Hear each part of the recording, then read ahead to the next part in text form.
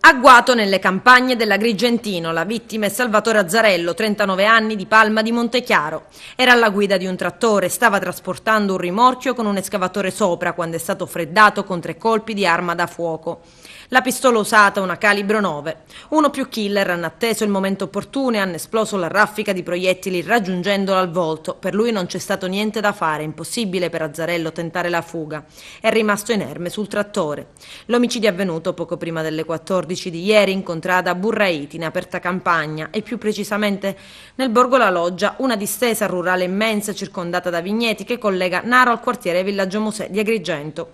Sul posto, scattato l'allarme, si sono precipitati i carabinieri della compagnia di Agrigento, capitanati da Ernesto Fusco, e quelli del reparto operativo e radiomobile guidati dal tenente colonnello Rodrigo Micucci e dal capitano Luca Armao.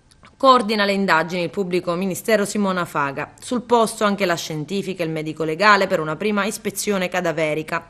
I militari dell'Arma hanno immediatamente identificato la vittima. Salvatore Azzarello era sposato e padre di 2 figli, era proprietario di un'azienda agricola che si occupa di movimento terra.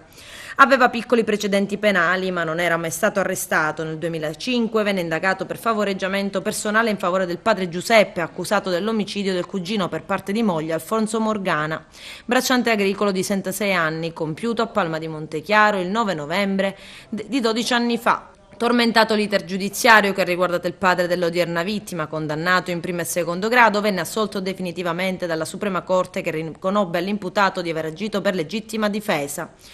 Poi qualche frequentazione sospetta e il dubbio investigativo che potesse detenere illegalmente armi. Ad oggi gli inquirenti stanno ascoltando i familiari e sondando anche l'ambito lavorativo. Il luogo dell'omicidio non aiuta chi sta indagando, aperta campagna, nessun impianto di videosorveglianza. Anche se non si escludono ipotesi ed il ventaglio investigativo resta sempre ampio, le modalità dell'agguato non lasciano presagire nulla di buono. Sono tipiche infatti una vera e propria esecuzione. Una delle piste dell'inchiesta è una possibile vendetta. Chi indaga non ha dubbi però sul fatto che si tratti di un agguato meditato ed eseguito con precisione. È stato un omicidio ben studiato ed eseguito da professionisti.